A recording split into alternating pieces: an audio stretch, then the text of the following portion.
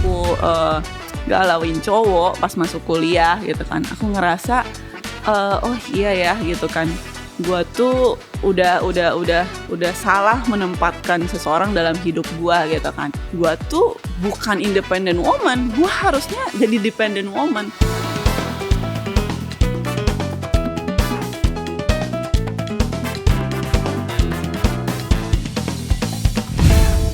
What's up Selfless Generation? Hai teman-teman, hari ini kita bakal ngobrol-ngobrol lagi sama orang yang luar biasa. Ini best woman banget ya. Yes.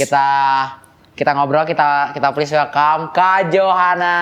Hai Kak. Hai Kak Johana, gimana kabar? Sehat, puji Tuhan. Puji Tuhan ya, baik ya. Aku nggak ditanya nih. Kalian? Juga. Yeah. Okay. Baik, puji Tuhan. Dapat gimana, Pit? Puji Tuhan ya, baik banget. Aku dengar bahwa Kak Johana itu baru pulang dari School of Theology ya? Iya, betul sekali. Gimana Kak Johana? Ceritain dong, seru nggak? Di sekolahnya ya? Betul. Sekolah lah ya. Tapi pengalamannya sih yang menyenangkan karena banyak ketemu orang baru yang pastinya. Biasanya anak The Bridge tuh kalau ketemu orang baru excitement gitu ya.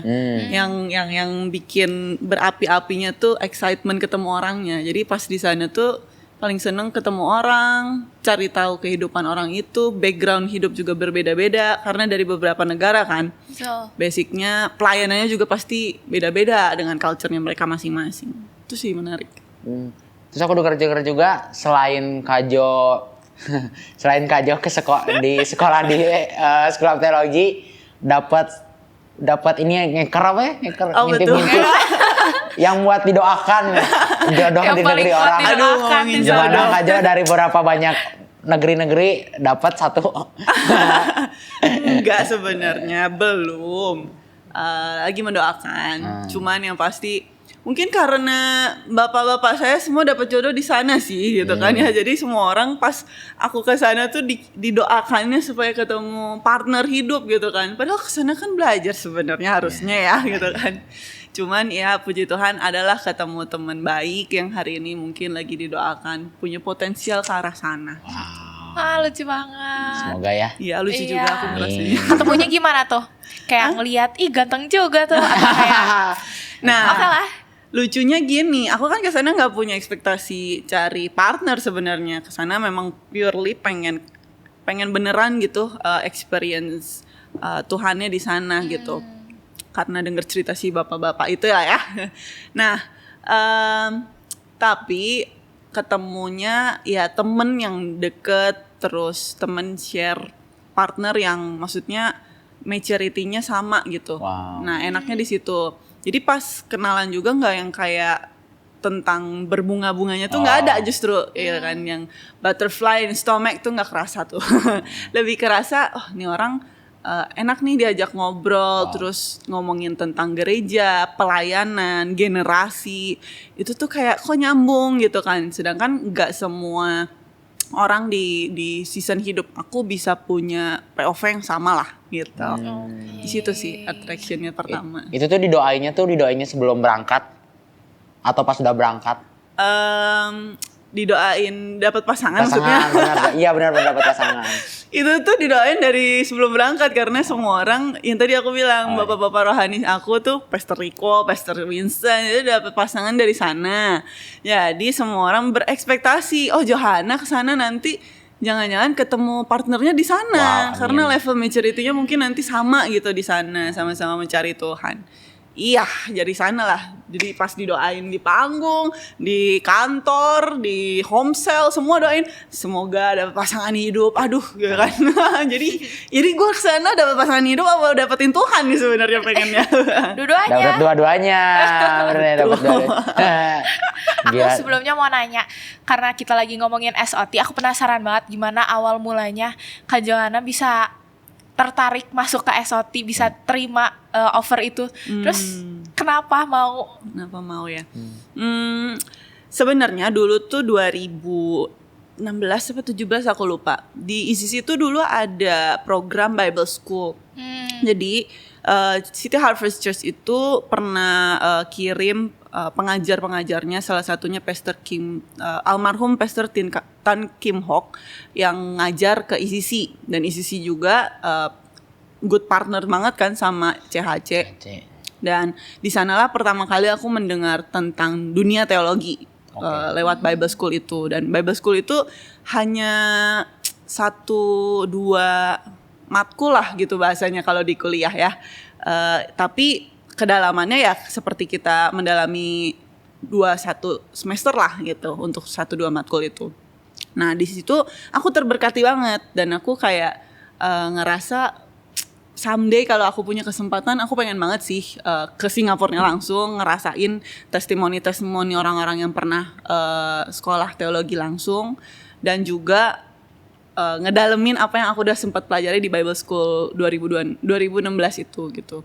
Jadi pas aku masuk full timer, ada kesempatan dan ada celetukan Johanna akan dikirim ke SOT. Ada sedikit mimpi dan rasa janji Tuhan yang sedikit tergenapi lah gitu kan ya. Oh gini ya ikut Tuhan gitu ya kan. Mimpi-mimpi yang maksudnya keinginan, desire kecil-kecil yang sebenarnya nggak pernah yang kayak diceritain, gue pengen banget SOT gitu kan, nggak pernah gitu kan. Nah jadi itu tuh kayak dijawab Tuhan aja gitu di dalam perjalanan kehidupan aku gitu. Wow. Tapi sebelum kita ngobrol lebih dalam lagi, kayaknya baru di sini udah seru banget. Aku pengen benar-benar, pasti penonton juga pengen benar kenal siapa sih Kak Johanna ini. Ceritain dong original story-nya dari. Oke, aku aslinya dari Jakarta. Aku lahir di Jakarta. Terus sempat sekolah dari TK sampai SMA di Bekasi. Terus kuliah aku baru ke Bandung. Aku masuk di Unpar 2015. Nah, di 2015 itu sampai detik ini aku bisa dibilang domisilinya lebih banyak di Bandung sih, gitu. Itu sih kayaknya. Berarti dari 2015 itu udah di Unpar, udah kuliah di Unpar. 2016 udah rasa pingin banget, nggak pingin banget sih, tapi lebih rasa ada pengen experience ke Singapura. Kan? Oke. Iya, jadi 2015 itu aku dijangkau sama satu komunitas di Unpar. Nama homesel-nya Reborn. Ya, komunitas itu tadinya merepresentasikan dirinya ya komunitas di kampus aja gitu, kayak UKM lah. Nah, ternyata pas aku ikut ya itu fellowship-nya homesel. Which means yang aku hari itu lagi cari juga di Bandung komunitas anak muda yang beneran anak muda gitu, bukan yang cuman datang gereja hari Minggu gitu. Nah, kebetulan ada satu calon pasangan waktu itu, namanya hari ini masih ada, Bang Joseph sama Kak Desi, Bang Gabe tua. Itu mereka yang follow up aku, dan aku ada di bawah kepemimpinannya Pastor Rico yang ada di Bali hari ini. Nah disitulah aku mulai intens ketemu sama ICC, gereja berseng ICC, homesel, dibapain.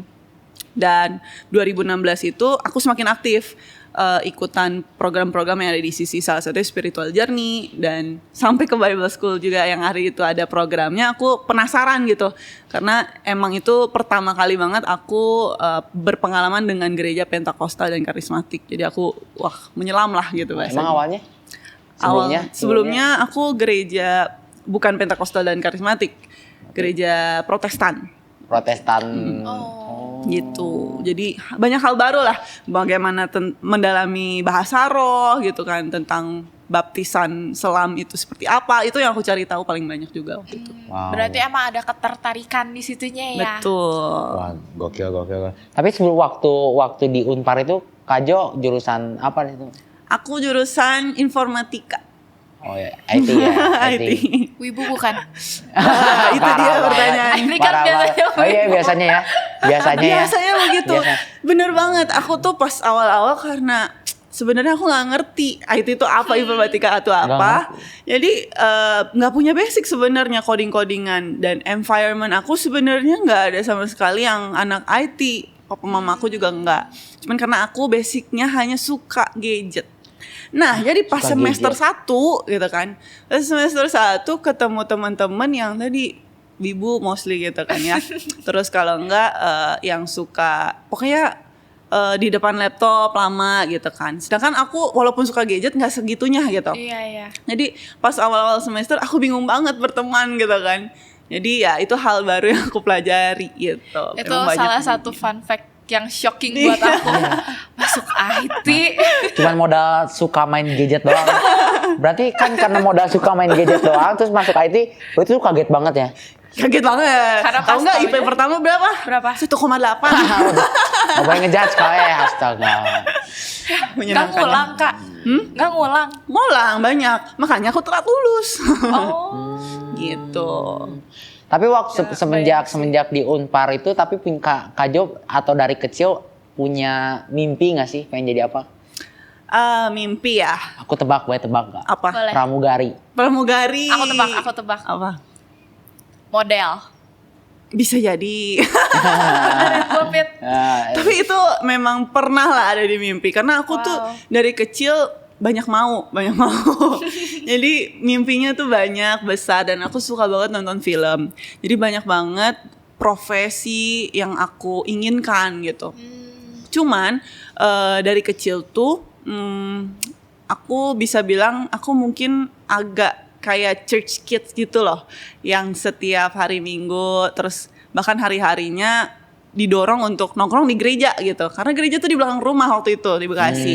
Jadi mama papa tuh ngajarin banget buat punya kehidupan Kristen yang berkomunitas sebenarnya. Cuman sadly ya nggak bertahan lama lah. Padahal di umur SD itu aku udah sempet merasa sangat punya desire bakal ke depan sana jadi berkat buat banyak orang. Oke. Salah satunya stay di rumah Tuhan, ngerjain bisnisnya God's Kingdom gitu lah bahasanya. Jadi dari kecil tuh aku punya mimpi yang muluk-muluknya adalah waktu itu aku inget misionaris.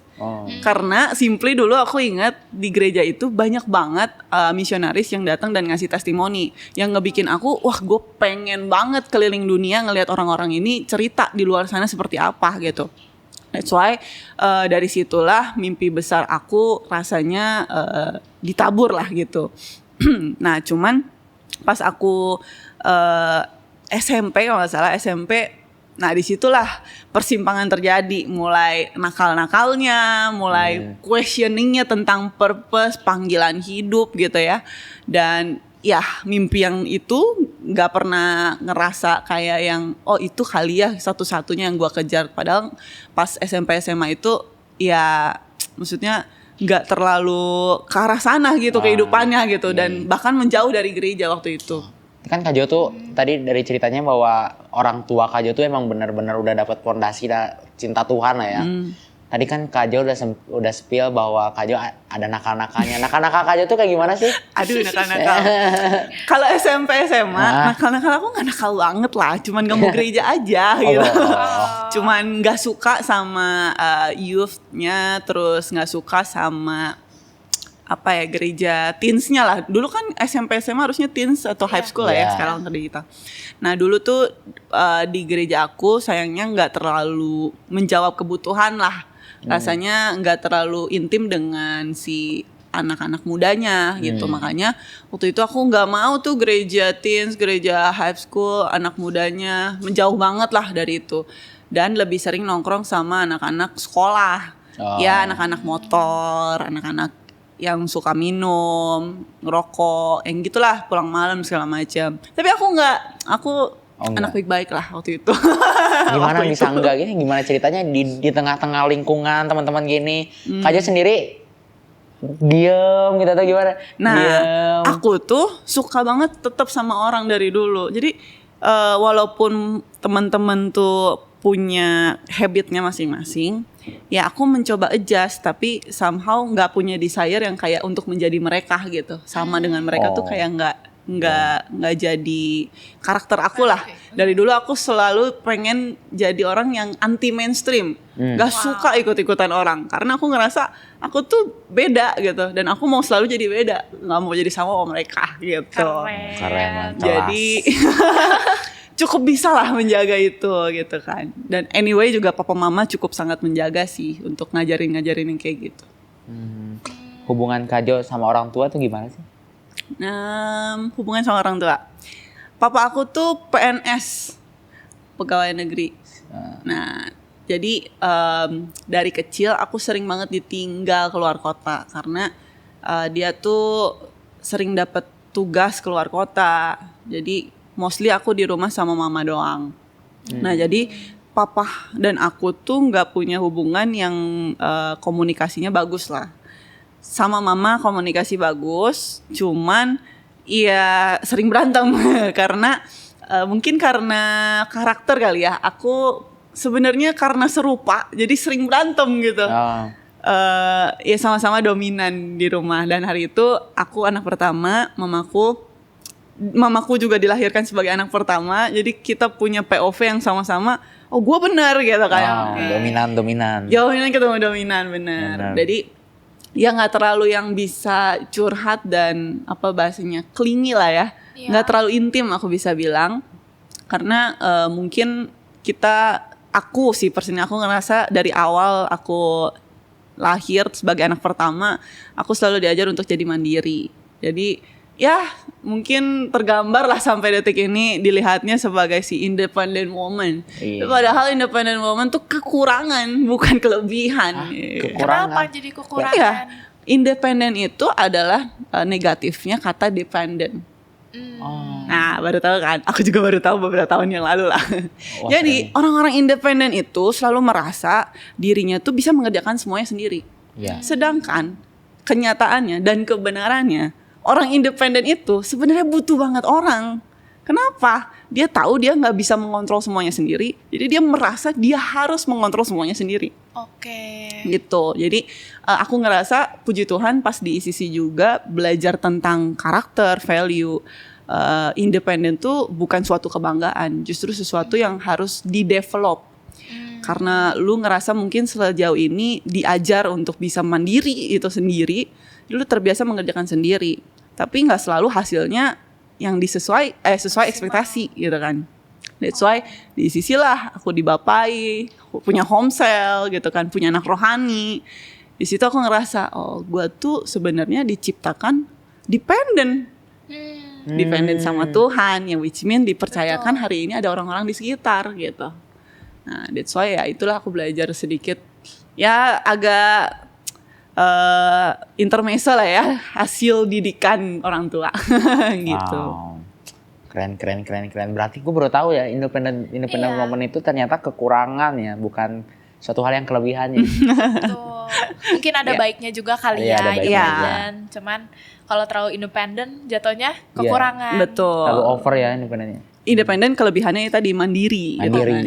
Tapi terlalu mandiri juga ya jadi nggak jadi memberkati gitu kan. Oh iya benar. Aku mau nanya, karena Kak Jo ini selama hidupnya kurang lebih independen, kayak pernah ngerasa nggak sih?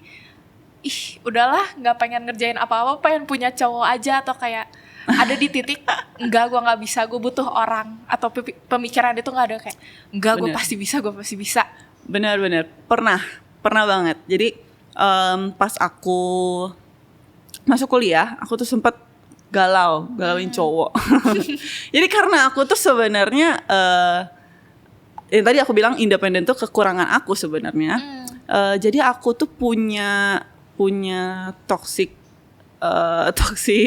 behaviornya adalah akunya jadi sangat clingy sama orang. Aku punya attachment issue ya kan, anak zaman sekarang ngomongnya. Iya, aku punya attachment issue yang tinggi banget.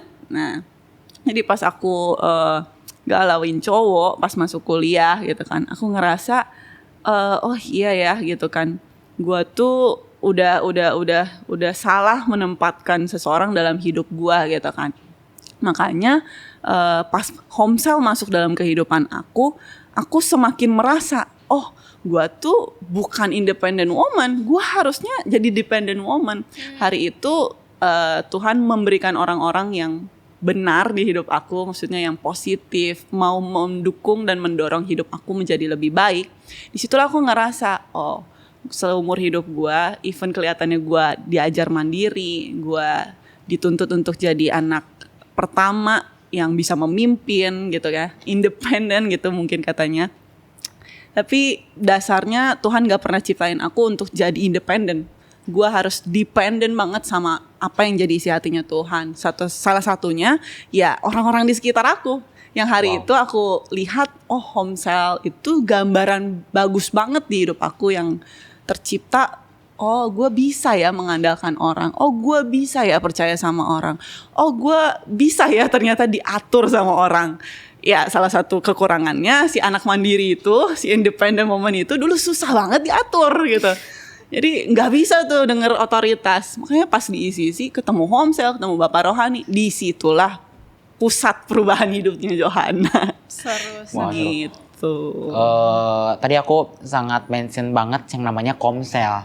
Kan banyak orang muda, anak muda apalagi Gen Z tuh terlalu rohani banget lah komselan. Boleh nggak Kak Jo kasih pengalaman atau misalnya kasih buat orang-orang yang nonton bahwa meyakini bahwa hidup di dalam komsel itu hidup dalam komsel itu bisa merubah, puji Tuhan bisa merubah hidup aku, bisa merubah pola pikir aku dan hidup berkomunitas yang sehat, kayak spiritual gitu, itu oke banget tuh. Gimana cara Kak Jo meyakinkan teman-teman yang nonton atau meyakinkan kita juga? Aku nggak pinter marketing sebenarnya, gitu.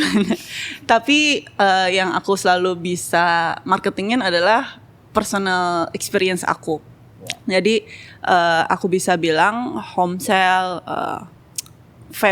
spiritual family aku itu adalah salah satu jawaban Tuhan buat aku mengenal panggilan hidup, purpose hidup, dan bahkan tempat paling tepat untuk membangun pondasi hidup aku. Jadi Homesel sendiri kalau hari ini banyak orang melihat terlalu religious organization gitu kan ya. For me personally aku bisa bilang no it's not gitu. Itu hal yang harus kalian pelajari dan analisa terlebih dahulu. Motivasi kalian masuk, motivasi orang-orang di dalamnya seperti apa kepada kalian.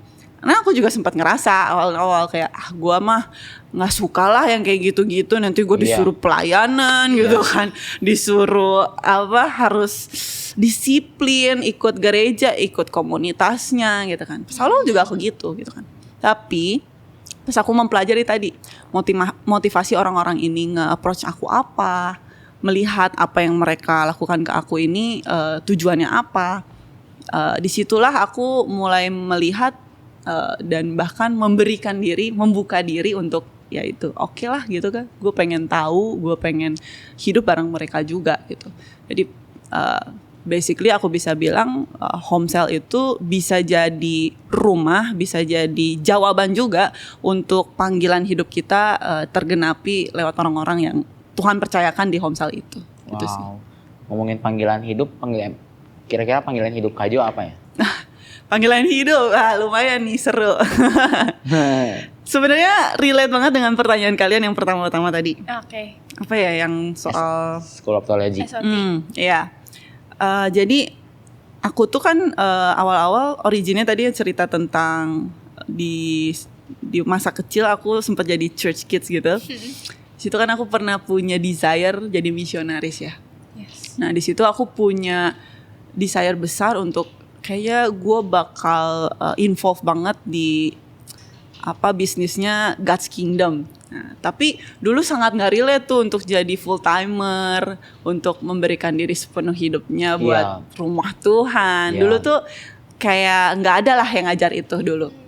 Nah sampai akhirnya lewat kuliah yang telat itu 5,5 tahun gitu kan ya. Aku pelajari dan aku bertanya sama Tuhan hari itu, Tuhan kenapa gue harus selesaiin kuliah gue? Gue gak bakal kerja di bidang ini gitu kan. Terus buat apa gitu. Nah di semester terakhir aku sebelum selesai sidang, Tuhan ngomong, Johanna gitu kan, kamu tuh aku bawa ke sini simply cuman buat ketemu aku, dia bilang. Wow. Terus aku sedikit tertampar karena bagi aku, kalau aku pikir iya juga ya, seumur aku 5,5 tahun di Unpar di Bandung, kalau tentang kuliah tuh nggak sama sekali aku punya gambaran masa depan gitu. Dalam artian aku nggak pernah punya mimpi untuk jadi orang di di dunia IT yang berbakat, yang akan bikin software mendunia gitu, nggak pernah gitu. Simply kehidupan aku selalu tentang orang di situ. Aku ikut organisasi, ikut home sale, ikut bikin proker, bahkan menerjang badai, ketemu orang-orang dan jenis-jenis komunitas di luar sana gitu. Dan aku excited selalu tentang orang. Dan Tuhan di semester akhir itu sempat mention lagi mimpi kecil aku waktu jadi church kids itu gitu. Mau nggak gitu kan, lu tetap setia dan ikut gua. That's why makanya sebelum aku lulus juga aku udah sempat dapat kerja di bidang kreatif. Dan kalau boleh dibilang creative worker juga salah satunya arahan terus didikan dari gereja ICC gitu kan. Ya ICC sendiri udah gereja yang nama tengahnya ada kreatif gitu kan ya. Jadi aku personally hari itu ngerasa wah ICC ini sangat mengarahkan hidup aku dan menjawab panggilan hidup aku, yang mana Tuhan sendiri memakai gereja. Dan aku percaya gereja itu tempat paling mudah, tempat paling dekat buat mengetahui purpose panggilan hidup kita sebagai anak-anaknya Tuhan gitu. Wow. Luar biasa banget. Aku jadi penasaran deh, Pit. Kak Jo ini kalau dilihat sama teman-teman kayak gimana sih? Orangnya yang fun, yang nakal atau free spirit? Oh ya. Kalau kalian impresinya dulu deh kalian. Banget. First impresi kalian apa tentang aku coba? Aku tahu Kak Jo tuh dari pas naik ke panggung baru pulang SOT. Oh ya, oke. Yang baru pakai topi ini. Terus aku lihat kayak oh keren juga ya, aku baru tahu kalau Kak Jo, aku baru tahu ada yang namanya Kak Jo di ICC dan baru beres SOT. Dan aku ngeliat seseorang yang independen. Iya, aku juga lihat Kak Jo tuh kayaknya dia orangnya independen banget gitu. Serius terus. Ya aku nggak expect loh. Kayaknya Kak Jo orangnya bakal fun atau gimana, tapi serius, independen, pekerja keras gitu loh. Oke. Bisa dibilang slightly benar karena aku personal sebenarnya cukup serius gitu dalam hidup gitu kan, karena yang tadi aku bilang awal-awal aku memang dididik mandiri sama orang tua, jadi segala sesuatu tuh dianggapnya aku harus bertanggung jawab sendiri. Nah tapi sebenarnya kalau teman-teman kalau ditanya teman-teman ngelihatnya apa, aku tuh lemot banget sebenarnya gitu. Udah mah lemot, terus nggak detail anaknya sebenarnya. Jadi kalau dipikir-pikir harusnya aku ngambil jurusan tuh manajemen kayak David harusnya. Karena aku nggak detail.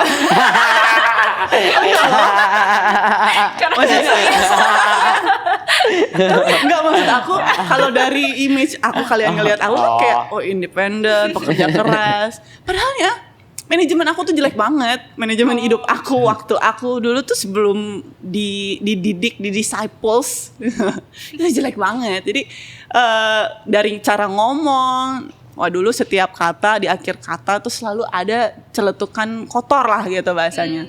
Jadi memang sangat tidak demure gitu bahasanya, tidak modest gitu. Kalau sekarang kalian melihat seperti ini hasil proses panjang lah gitu kan. Jadi aslinya aku mah impulsif banget gitu kan, suka nongkrong, suka hangout dan Messi sebenarnya dulu gitu. Tapi buat yang tadi Kak Jo ceritain itu kan prosesnya panjang banget. Ngelewatin proses panjang itu ada orang nggak sih yang benar-benar nemenin Kak Jo kayak Bapak Rohani gitu? Kayak gitu. Ada orang. Ada. Salah satunya benar tadi Bapak Rohani, karena tadi aku sempat mention kan, karena aku pernah punya bad experience relationship. Jadi aku tuh agak trust issue lah sama orang sempat. Nah, disitulah peran Bapak Rohani yang tadi aku sempat cerita tentang Homsel sangat mendominasi dan apa ya bahasanya, jadi figur utama aku selama aku membangun hidup dan ngalami life changing. Nah, Bapak Rohani itu jujur dulu Pastor Rico tuh bukan model orang yang kayak Jo lu tuh harus bla bla bla bla bla bla gitu kan. yang nggak ngatur sampai nge-take kontrol waktu hidup aku gitu, nggak. Tapi dia selalu jadi contoh, jadi figur yang bikin aku si anak yang rebel ini, yang nggak suka diatur, yang susah diatur, nggak perlu harus berantem untuk melihat apa yang benar dalam hidup aku. Cukup hanya melihat contohnya gitu. Which means si kehadiran Bapak Rohani ini ngasih figur bagus banget buat aku akhirnya mengambil keputusan-keputusan benar dalam hidup aku lah. Gitu. Ada yang ngarahin lah ya. Betul. Ada yang ngarahin, wah. Ya luar biasa. Aku tuh pengen benar-benar langsung pengen benar-benar tahu banget dari Kak Jo. Kalau ngomongin purpose, kita loncatnya ke purpose. Apa sih purpose menurut Kak Jo itu apa sih? Purpose menurut aku, kebetulan tahun ini aku dapat satu visi untuk 2025 di. Aku boleh buka Bible sedikit nggak? Boleh dong. Aku dapat revelation di Roma 8 ayat 28 sampai 30. Kita buka ya. Nah, teman-teman yang di rumah buka. Maaf nih. Tapi ini tuh apa ya bahasanya? Sangat merema sepanjang kehidupan aku, karena setiap tahun aku selalu punya visi lah bahasanya untuk bisa menjalani kehidupan di musim itu lebih powerful. Nah, Roma 8 ayat 28 ini ngebicarain tentang purpose sebenarnya. Aku bacain di versi NKJV-nya ya. And we know that all things work together for good to those who love God, to those who are the called according to His purpose. For whom He foreknew, He also predestined to be conformed to the image of His Son, that He might be the firstborn among many brethren. Artinya, simply segala sesuatu di kehidupan kita itu bekerja sama untuk mendatangkan kebaikan dan mengarahkan kita ke purpose, ke tujuan hidup kita diciptakan sama pencipta kita, which means God. Jadi purpose hidup kita itu bukan kita yang cari, udah ditaruhkan sama Tuhan. Bagian kita apa? Mengenalnya, memahaminya. Nah, seringkali bukan kita yang gagal cari purpose kita, tapi kita yang gagal paham purpose kita. Nah, di Roma 8 ini kalau kalian boleh pelajari lebih lanjut nanti, ini tuh sangat-sangat simple untuk kita yang generasi hari ini. Bahkan harusnya dulu aku mengenal ayat ini untuk tahu gue tuh nggak perlu ke ujung dunia untuk mencari tujuan hidup gitu. Wow. Gue di tempat hari ini aja dengan orang-orang di sekitar gue bisa tahu tujuan hidup gue apa, panggilan hidup gue apa. Dan simply cara kita tahu membedakan purpose kita apa dan calling kita apa itu adalah gambarannya Tuhan Yesus sendiri di kehidupan kita. Tuhan Yesus kan creatornya kita, oke ya. Jadi cara gampang paling kita lihatnya adalah 9 buah roh. Wow. Oh, jurusan kita nih menghasilkan buah roh nggak? Kita ngerasain sukacita nggak ngerjain ini? Kita menikmatinya nggak saat kita ngelewatin musim ini gitu kan? Di semester ini apa yang kita dapetin? Kita mungkin susah gitu dapet nilai, tapi enjoy nggak gitu dengan apa yang kalian lagi kerjain? Simply hal-hal yang kayak gitu tuh ngebantu banget buat kalian melihat, oh emang ini purpose hidup gue ditaruhin di sini. Tapi sekali lagi, Tuhan gak pernah kasih kita gambaran besar yang langsung clear gitu bahasanya. Oh, gue lagi kuliah, contoh IT, di depan sana gue bakal jadi programmer gitu. Enggak, sebenarnya Tuhan gak pernah ngasih gambaran yang langsung gitu, clear, direct ke sana. Simply kita gak harus tahu langsung di end-nya. Kerjain aja dulu hari ini kuliah gitu kan. Faithful, setia. Kalau harus ngulang mata kuliah, ulang semaksimal mungkin. Kalau harus ngerjain tugas yang harus begadang-begadang, kerjain semaksimal mungkin. Tapi yang aku bisa bilang, ya tadi purpose itu simply kita tahu apa yang Tuhan mau dalam hidup kita. Kita memahami apa yang hari ini udah dipercayain di kehidupan kita. Itu sih. Wow. Berarti kalau gimana supaya kita tahu purpose hidup aku pribadi, berarti kalau misalnya ada hal-hal yang hari ini aku kerjain tapi enjoy 9 buah roh yang di situ, berarti itu tuh udah termasuk ternyata ini purpose gue nih. Gue harus benar-benar mengasah apa nih hari ini gue pegang. Betul. Nah, tapi kan zaman sekarang tuh banyak anak muda yang gue nggak mau ngejailin purpose dulu lah, karena nggak ngerti ini tuh purpose gue atau bukan sih. Kan gimana ini purpose gue atau bukan sih. Nah, ada juga orang-orang yang anak muda juga, apalagi di generasi Z hari ini, yang mereka tuh udah punya purpose nih. Dia tahu nih, gue tuh enjoy di bidang ini. Cuman ada salah satu masalahnya itu, kok nggak ada yang support ya? Kok gue ketutupan sama masalah keluarga finansial dan segitu. Nah, menurut Kak Jo sendiri gimana cara gue tetap kejar purpose ini, walaupun di tengah-tengah badai yang kayak gitu? Oke. Menghadapi challenge lah ya, struggles, hardship ya. Aku personal ngerasa banyak bagian hidup aku, setiap musim kehidupan selalu ada hardshipnya, selalu ada challenge dan struggle-nya. Kalau aku bisa bilang untuk mengenali purpose dan panggilan hidup di tengah-tengah hardship dan challenge itu, simply tadi, dependentnya aku sama Tuhan, ngebawa aku ngejalanin musim itu lebih tenang, lebih damai, lebih sukacita. Tapi kalau pertanyaannya gimana untuk yakin itu purpose atau panggilannya, aku nggak bisa jamin karena nggak ada formula yang pasti. That's why aku bilang kuncinya di mana? Dependent with God. Karena bergantung sama Tuhan tuh bukan keputusan sekali baptisan gitu. Tapi itu keputusan setiap musim kehidupan. Lu mau tetap percaya apa enggak sama janji Tuhan? Lu mau tetap melihat masa depan bersama Tuhan apa enggak? Masih mau jalan sama Tuhan apa enggak? Masih mau setia datang gereja apa enggak? Cari firman Tuhan? Masih setia ikut homsel apa enggak? Dan yang terakhir aku bisa bilang masih setia enggak mau diajar sama Bapak Rohani. Ya, by experience lah. Iya. Udah banyaknya selek ya. Aku jadi penasaran. Kan Kak Joanna ini pernah jadi PA-nya seorang gembala senior. Itu gimana tuh perjalanannya? PA ya berarti. Iya. Sebagai PA. Ya, itu pengalaman yang seru juga sih. Jadi aku tuh masuk full timer setelah 3 tahun ada di dunia sekuler. Tadi di dunia kreatif. Jadi aku tadi sempat mention juga manajemen aku tuh jelek banget. Jadi pas masuk ditawarin full timer, aku sangat bergumul dengan job desk-nya, dengan posisinya. Iya. Global. Iya.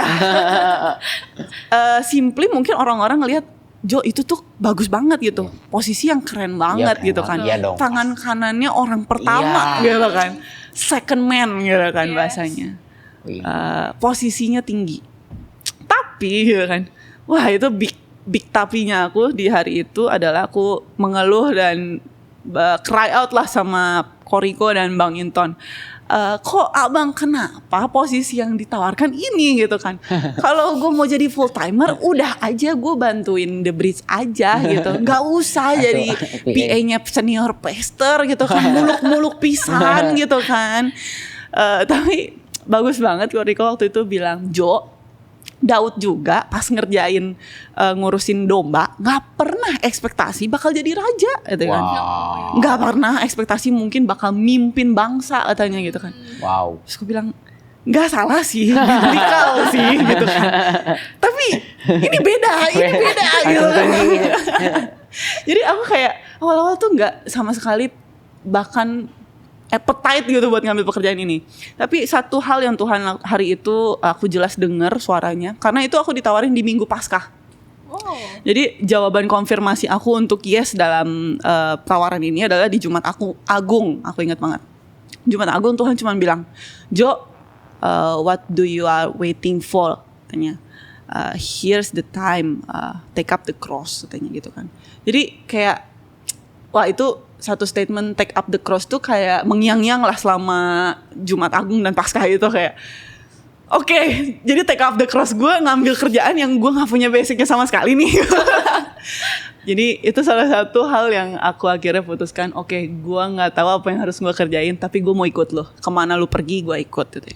Jadi hari itu belajar dari nol, bagaimana menjadi personal assistant, bagaimana menjadi sekretaris, bagaimana menjadi orang admin. Wow. Itu sih. Yes. Kan yang apalagi kita jadi PA-nya nomor atas lah global. Itu kan berarti kayak Kak Jo cerita kan bahwa wah gue tuh kurang detail nih orangnya, kurang gini. Dan terus gimana? Banyak selek dong. Betul sekali. Jadi David, kamu ambil manajemen, bagus banget itu. Udah ambil, oke? Jadi PA-nya Kak Jo. Sebetulnya ini jadi PA nanti kan. Tapi aku bisa bilang, iya bener banget. Tapi sama aja, mau semua bidang, even di creative field waktu itu, aku juga trial dan error, sering berantem sama bos juga gitu kan. Sering buat kesalahan. Cuman memang pas aku jadi PA, lebih banyak lagi kesalahan yang dibuatnya. Jadi aku cukup banyak terintimidasi dan bahkan sempat lose confidence. Karena aku sih yang paling tahu semuanya.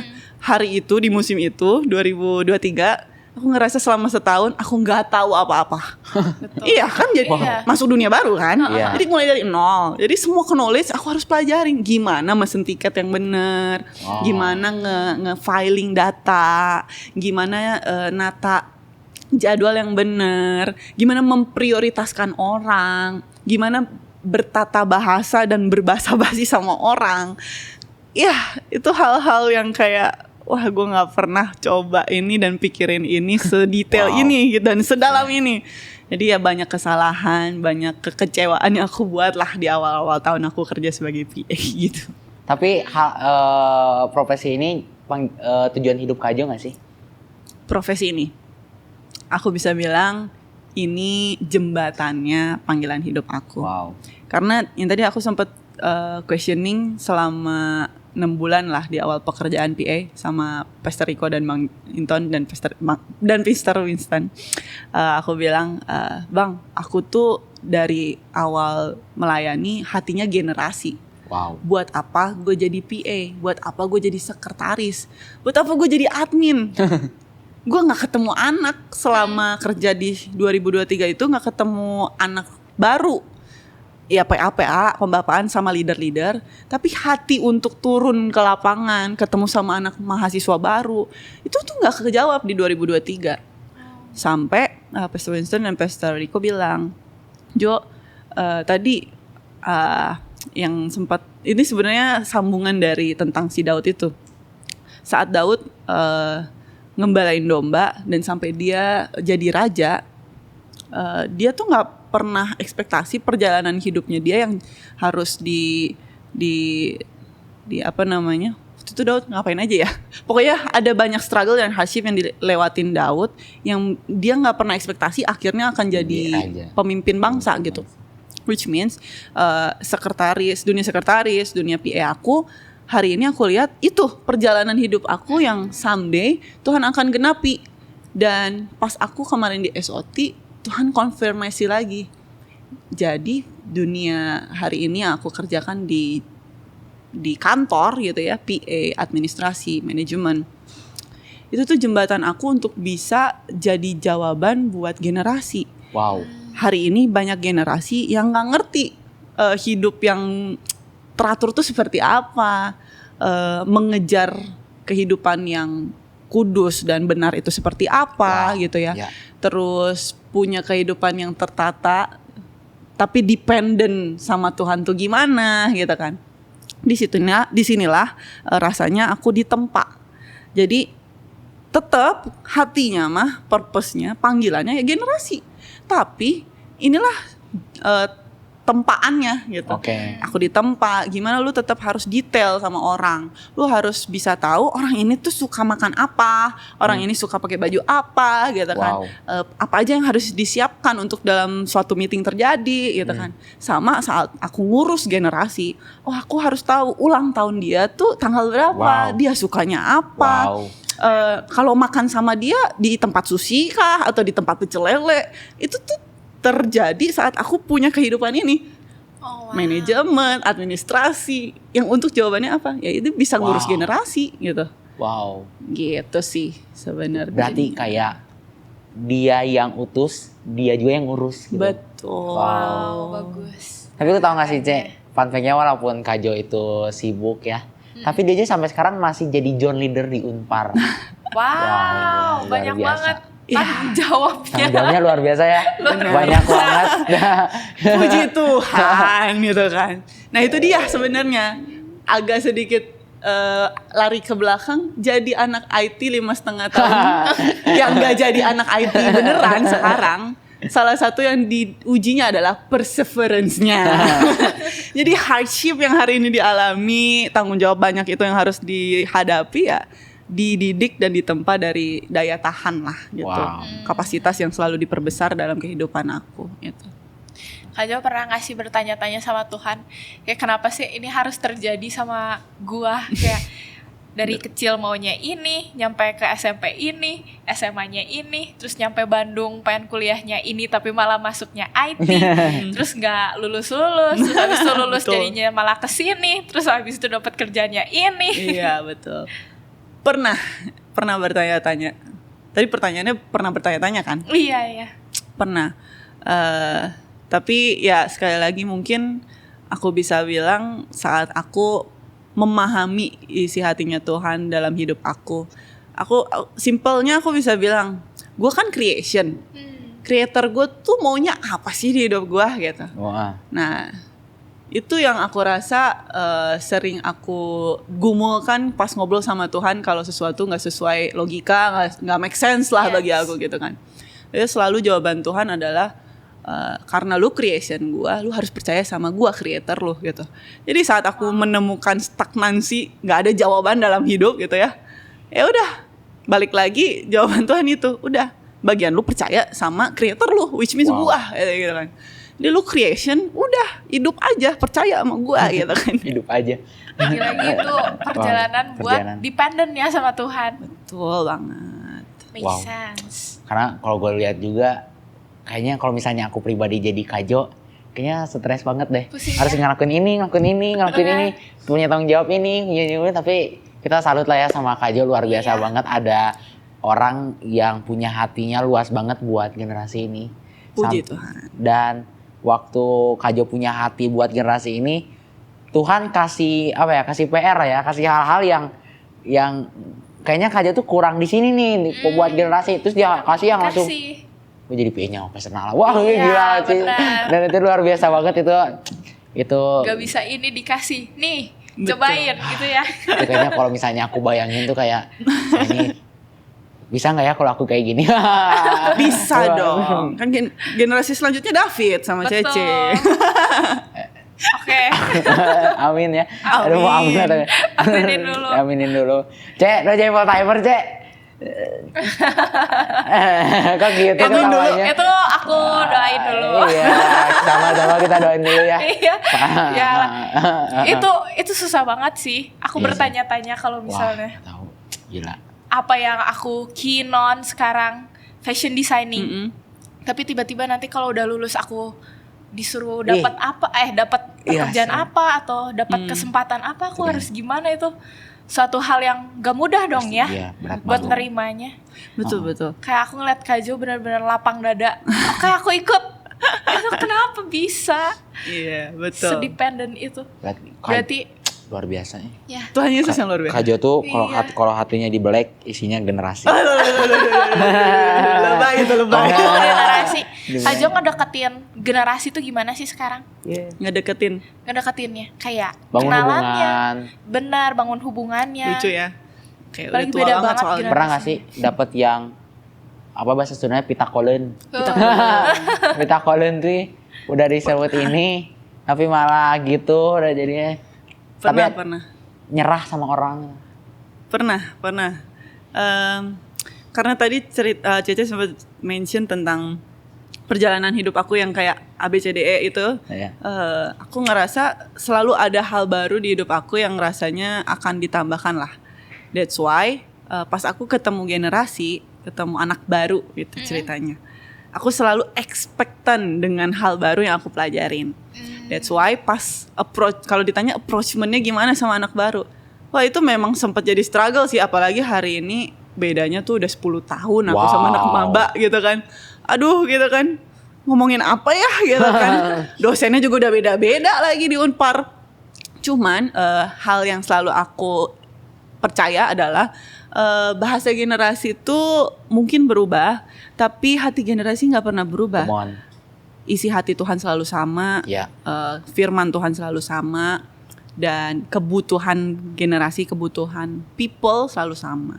Jadi simply aku nggak terlalu sibuk dengan mencari tren hari ini gitu kan. Walaupun aku tetap nonton, tapi aku lebih fokus berdoa buat aku jadi jawaban buat kebutuhan generasi hari ini. Contoh ya cerita-cerita hidup aku yang bervariasi itu gitu kan ya. Terus pengalaman-pengalaman gagal aku yang somehow aku rasa bisa jadi jawaban untuk encourage kalau hari itu aku jadi maba ngelihat orang-orang yang hari ini besar tapi pernah gagal. Wah itu jadi jawaban banget sih. Terus ya simply reflects God's love, compassion buat generasi, karena itu selalu jadi kebutuhan utamanya orang gitu. Mau generasi apapun, mereka butuh kasih, butuh compassion. Wow. Itu cara ngebagi waktunya gimana ya Kak Gia? Waktu lagi bener. Emang penasaran banget cara ngebagi waktunya gimana ya? Betul. Jadi sekali lagi, ya itu 5,5 tahun di tempat. Jadi nggak ada yang sia-sia, guys, percayalah. Walaupun aku sekarang nggak di dunia IT gitu kan, tapi 5,5 tahun itu membawa perubahan hidup.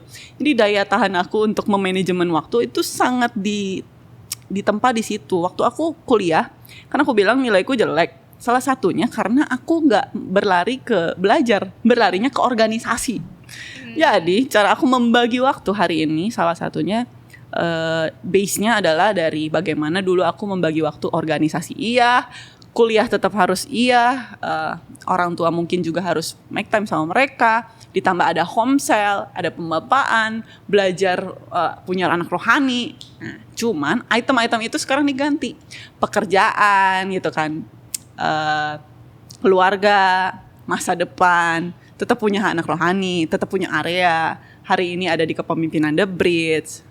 Jadi itemnya aja yang ganti gitu. Cuman mah hatinya, tujuannya, callingnya tetap sama. Wow, luar biasa banget. Ada nggak sih Kak Jo, sebelum kita closing lah ya, satu aja ceritain pengalaman yang paling berkesan sama Tuhan. Oke, pengalaman yang berkesan. Pengalaman paling berkesan aku hari ini mungkin aku selalu bisa bilang adalah home cell. Home cell. Home cell. Dulu nama home cell aku Philadelphia Reborn. Jadi home cell ini tempat pertama aku merasa aku diterima, aku ya diterima lewat banyak kekecewaan yang aku buat untuk mereka lah gitu bahasanya. Terus tempat di mana aku bertumbuh, di tempat mengalami perubahan hidup, mengalami suka dukanya hidup, dan mengalami benar-benar hidup berkomunitas. Pagi siang malam tuh bisa mainin sama mereka. Dan aku rasa pengalaman dengan Tuhannya di mana ya saat aku melihat kehidupan seperti apa yang Tuhan mau dan Tuhan hari itu percayakan lewat orang-orang di sekitar aku. Ada abang-abang, ada koko-koko yang ada cici-cici, kakak-kakak yang sangat concern dan taruh hidupnya buat aku, bahkan put attention, full attention juga sometimes, yang bikin aku ngerasa oh mengasihi orang tuh seperti ini ya gitu kan. Jadi oh ternyata possible ya orang itu menggambarkan, bahkan refleks yang tadi dibilang di Roma 8, memancarkan gambarannya Tuhan gitu, gambarannya Kristus. Oh possible ya gitu ya. Dan itulah yang hari ini, sampai hari ini dan detik ini aku pengen perjuangkan, kalau bisa kok anak-anaknya Tuhan memancarkan, bahkan merefleks, mencerminkan ya kan, mencerminkan Kristus dalam hidupnya, walaupun mereka ada di marketplace, dunia sekuler maupun non sekuler gitu kan. Dan aku rasa pengalaman utama aku yang aku alami saat aku melihat orang-orang itu adalah ya kasihnya Tuhan itu sendiri. betapa besar, betapa berkuasanya kalau Tuhan udah manggil, udah nentuin gitu kan ya bahasanya. Dan bahkan udah naruhin purpose dalam hidup kita. Kita mau lari ke ujung dunia manapun, ya ujung-ujungnya ketemu lagi sama creator dan purpose yang udah diciptain sama creator kita. Wow, Gitu luar sih. biasa. Tapi benar banget loh, Cek, bahwa hidup komunitas itu benar penting banget sama sih. Iya. Bahwa kan kayak tadi Kak Jo cerita bahwa ketemu orang-orang yang berbeda, koko, kakak-kakak, dan gue juga kan, kita komsel juga kan, kita kan ketemu dengan orang-orang yang berbeda-beda. Tapi dalam perbedaan itu tau gak sih bahwa untuk jadinya sebuah Lego yang bagus, yang tujuan yang indah itu perlu susunan-susunan yang berbeda gitu untuk mencapai tujuan yang jelas gitu. Jadi benar bahwa teman-teman di sini sehari mau encourage buat kita untuk tetap hidup berkomunitas. Yes. Luar biasa banget. Hidup berkomunitas dari gereja bukan berarti tentang rohani-rohani, Ya. tapi bisa juga membangun hidup kita Benar. di marketplace ternyata ya. Kalau buat biasa. anak-anak Unpar yang di sini, jangan berkomunitasnya kan, Unpar itu terkenal Universitas Party. Itu jangan. Oh iya, baru tahu kayaknya. Jangan komunitas yang itu. Kita komunitas Kajo aja, cari leader di Unpar, Joanna cari boleh gitu. Nah, Kajo nih closing nih. Kalau misalnya hidup Kajo itu dijadiin buku, mau apa tuh judulnya? Buku, aduh bingung nih. Kalau aku boleh bilang, dulu aku pengen banget nulis buku dan pengen banget nulisin cerita hidup aku. Kalau dari judulnya, hari ini aku bisa bilang life changing. Wow. Karena aku personally bisa bilang mengalami Tuhan itu membawa banyak perubahan hidup, physically, mentally, dan spiritually gitu ya. Jadi kadang kita ngelihat gereja tuh spiritually doang, enggak. Tadi benar kata Cece. Segala aspek kehidupan itu dipimpin dari spiritually, tapi berimpact dan menginfluence segala segmen kehidupan kita. Wow. Itu sih. Wow. Bagus banget. Iya, benar. Oke, thank you banget buat Kak Jo. Yes, thank you banget udah juga. ngobrol-ngobrol. Luar biasa banget. Aku mau kasih salah satu yang aku dapetin.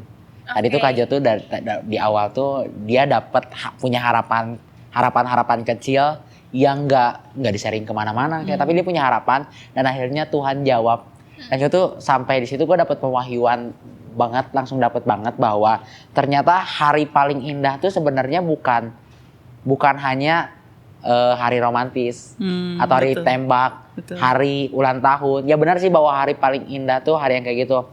Dan ada hari-hari yang sebenarnya tiap tahunnya itu luar biasa banget selain ulang tahun.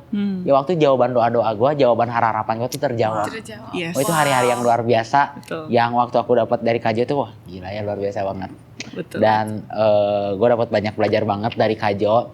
So aku percaya bahwa teman-teman yang nonton di sini, yang dari awal sampai akhir, pasti percaya banget teman-teman di sini bakal banyak perubahan. Dan teman-teman juga bakal bukan hanya sekedar perubahan hidup, tapi perubahan pola pikir. So thank you banget Kak Jo udah datang. Thank you banget. juga sudah Suatu mengundang pribadi. aku. Iya, thank you banget. Suatu pribadi yang luar biasa banget ya, Bener. Pit ya. Gue belajar banget bahwa tentang independent woman, Iya. tentang independent sama Tuhan. Iya. So buat teman-teman yang pengen Kak Jo datang lagi, boleh komentar di bawah. Atau siapa yang mau dia datang lagi, yang rekomendasi yang oke nih kayak Kak Jo luar biasanya, wah boleh banget. Komen lagi. Ya thank you teman-teman, jangan lupa support channel ini buat kita bisa jadi selfless generation di dunia ini. So jangan lupa like, comment, dan subscribe. Kalau teman-teman ada bagian cuplikan yang paling bagus menurut teman-teman, boleh tag kita di Undergo TV. So bye-bye. Bye-bye.